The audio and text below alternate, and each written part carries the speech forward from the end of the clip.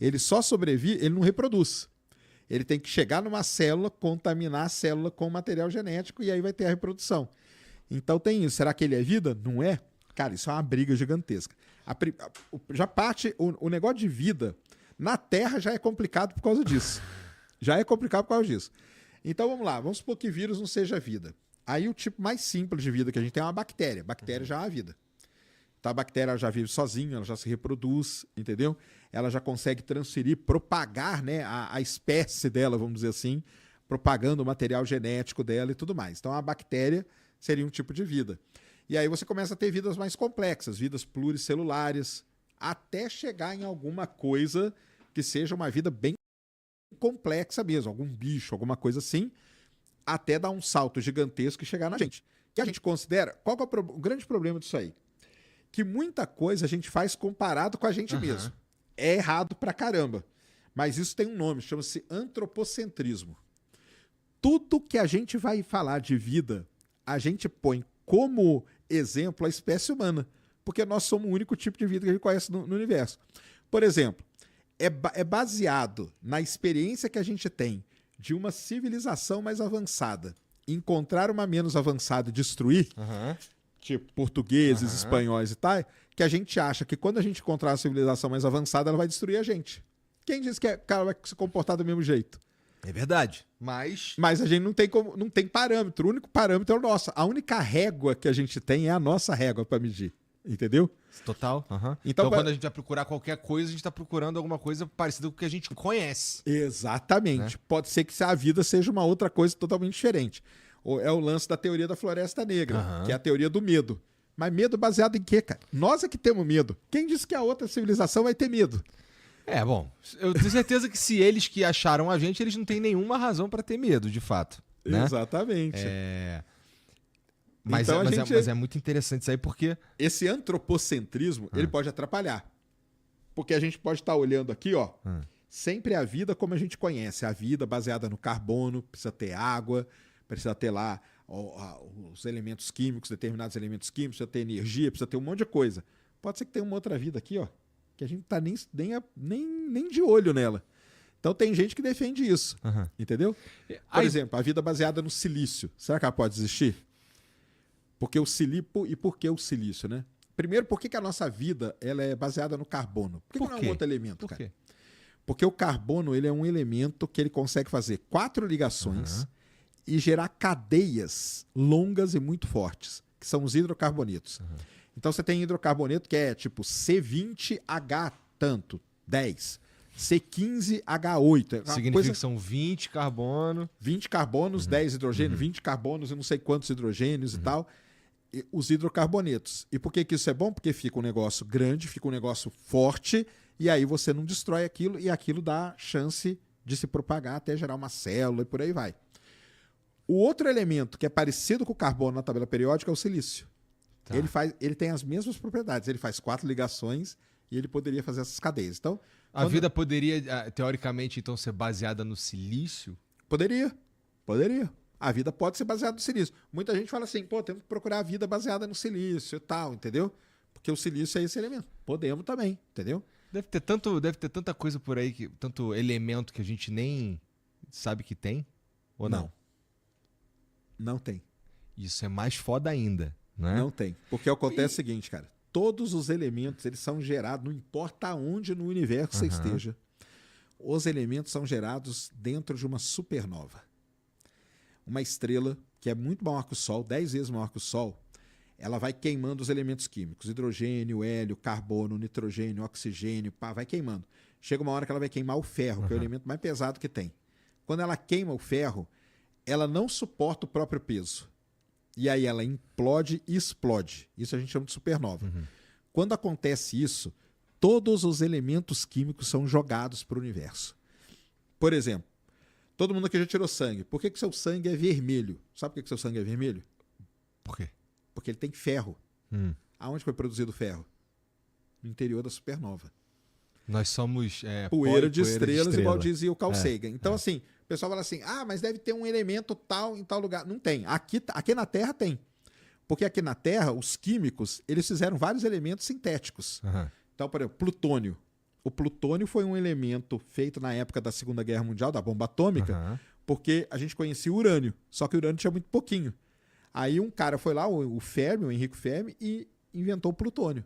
O plutônio é um elemento que é usado na bomba atômica. Só que ele não é um elemento natural, ele é um elemento sintetizado. A gente que fez, a gente que inventou. Então a gente inventa, o universo não, porque tá tudo dentro de uma supernova, entendeu? Muito foda. Vai. Se a gente pensar do que a gente somos todos poeira de estrela e que, o universo é tão gigantesco, infinito, que a gente, que tudo é possível, não é? Ah, sim. Com Então, certeza. se a gente conseguisse ir longe o suficiente, a gente encontraria coisas, outras vidas, outras paradas. Então dizer que não tem, que tem vida lá fora é meio que, pelo dado o tamanho do universo. Então vamos lá, né? Então voltando, né? Vida já é um negócio complicado de definir. Vida inteligente, então é mais ainda, cara. O que é vida O que inteligente? é vida inteligente? A gente sabe. A gente tava aqui falando. Eu falei assim, cara, a gente cria algumas coisas e vai até a natureza para arrumar um jeito de dar energia para essas coisas e essas coisas funcionarem. Isso me parece coisa de uma espécie inteligente. Então, sei lá, eu diria que a gente é uma espécie inteligente. Na década de 60, vários físicos começaram a tentar encontrar ou buscar vida inteligente agora, tá, pessoal? Esquece bioassinatura, gazinho em atmosfera, isso aí os caras não estavam nem ligando para isso. Vida inteligente. E aí eles, de algum ponto eles tinham que partir. O ponto que eles partiram é o seguinte, que uma vida, para ser inteligente, é uma vida que consegue se comunicar através de ondas de rádio. Tá. Isso Beleza, então a gente é inteligente. Né? Isso aí. Então, isso foi uma premissa que eles colocaram para ir atrás de vida inteligente. Entendeu? O Kardashev, que é um cara chamado Nikolai Kardashev, que é dessa época também, ali da década de 60, ele era da União Soviética. Ele que bolou a tal das civilizações de Kardashev, que é a civilização do tipo 1, que consome energia de todo o planeta, a do tipo 2 de toda a estrela e a do tipo 3 de toda a galáxia. Nós não somos nem tipo 1 ainda. Não. Nós, sei lá, 06, 07, aí tem um pessoal que brinca com essas contas aí. Para o Kardashev, uma civilização inteligente, para ele nós não somos inteligentes. Precisaria ser pelo menos tipo 1. Tipo 1 para ser inteligente, entendeu? Porque aí a gente conseguiu consumir toda a energia. Por quê, cara? Porque tudo no mundo, pessoal, é energia, entendeu? Não tem. Você só está assistindo a gente aqui porque depende da energia. Com certeza você não tá nem na Espanha e nem em Portugal nem nesse momento. Espanha, Portugal. Exato, os caras lá estão sofrendo. Mas mesmo assim, para eles estarem vivos, tem que estar produzindo energia dentro do corpo deles, entendeu? Porque senão eles não iam estar vivos, igual a gente aqui. Então, pro Kardashev é isso aí. Então, olha que interessante, pro Kardashev, uma civilização só evolui se ela passa de um nível para o outro. Então só evolui se a gente chegar ao tipo 1, nós evoluímos. Do tipo 1 para o tipo 2, nós evoluímos. Do tipo 2 para o tipo 3, nós evoluímos. Então, mas aí é que começam as definições, entendeu? Primeiro a gente tem que sobreviver a gente mesmo. Muito bem. Né? Isso aí. Mas é muito... Eu fico pensando nas possibilidades... Uma civilização de tipo 2, ela já é capaz de coisas que a gente não consegue nem imaginar. Né? Porque assim, é energia para fazer... Assim, não é tudo que existe, mas assim, da nossa perspectiva é meio que energia infinita. Seria pegar toda a energia do Sol. Porra. Como que a gente faz isso? Com a esfera de Dyson. Isso, porque aí surge um outro físico nessa época. O legal de estudar sobre esse negócio de vida é isso, porque teve esse boom na década de 60. Porque apareceram vários físicos bolando soluções para essas coisas, entendeu? E a única solução que considerada de certa forma viável para extrair, porque é a única que eu vejo. Todo mundo quando vai falar a gente precisa pegar a energia da estrela. Os caras só falam esfera de Dyson e tem um outro nome que acho que é Dyson Swarm, que é, sei lá. Isso aí, porque às vezes não precisa ser uma esfera, né? Você pode posicionar placas. Uma porrada de placas ao redor do Sol, por exemplo, e dali você consegue tirar toda a energia do Sol ou de qualquer estrela. Isso aí mesmo. O pessoal chama disso. E aí os caras, eu já vi uns caras teorizando que dá pra fazer umas armas muito sinistras com isso daí. Imagina. Teorizando em todas as loucuras que dá pra fazer. Mas a gente ainda tem... Aqui tem umas perguntas. Então, aí esse cara aí, só pro pessoal entender, ele chama-se Freeman Dyson, tá? Então, olha só que legal. O que nós temos hoje? Hoje tem muitos projetos sérios que tem grana pra caramba, não é pouca não, que tentam procurar esferas de Dyson pelo universo. Será que nós já achamos? Vou dar alguns exemplos aqui. Em 2015 foi descoberta uma estrela. Ela recebeu o nome de estrela de Tebe por causa da Tabata. Tabata Boyajian foi a astrônoma que descobriu ela. O que aconteceu com essa estrela? O brilho dela caía, tipo, 30%. Depois de 2 semanas, caía 10%. Depois de 2 dias, caía 20%. Depois de tantos dias, caía 40% e tal.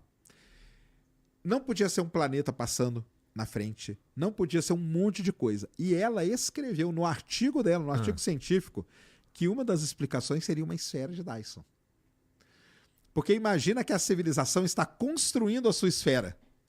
Então tem hora que bloqueia muito da estrela, tem hora que bloqueia menos, tem hora que bloqueia mais. Não é um negócio regular, porque tem hora que demora 2 semanas, 2 dias, 4 dias, 10 dias. E ficou isso aí. Depois nós descobrimos... Aliás, deixa eu fazer só um disclaimer aqui, cara, antes da gente falar qualquer coisa. Toda e qualquer coisa na sua vida, a explicação mais legal é que seja alienígena. Para qualquer coisa, tá, pessoal? Para qualquer coisa. Então, a esfera de Dyson é uma belíssima explicação. Uma civilização foi lá e construiu isso. Depois nós descobrimos que era na verdade, era uma aglomeração de cometas e tal. Chato pra caramba. Chato. Que é alienígena, que é muito mais legal. Entendeu? E agora, o James Webb, o próprio James Webb, ele observou 53 estrelas que têm um comportamento estranho no infravermelho. E aí tem um negócio importante pra gente falar. Imagina que a civilização pegou o Sol, nós colocamos uma esfera ao redor do Sol. Tá. Se você está em outro planeta e coloca um telescópio, você não vai ver o Sol mais. Concorda, né? Porque ele está todo tampado. Mas se você coloca um telescópio infravermelho, você vê. Porque você vê o calor que é emitido por aquela coisa. O James Webb detectou 53 estrelas que têm um comportamento estranho no infravermelho. Será que não são esferas de Dyson? Aí o pessoal está estudando. Essa aí a gente não sabe do que é, mas está sendo estudada.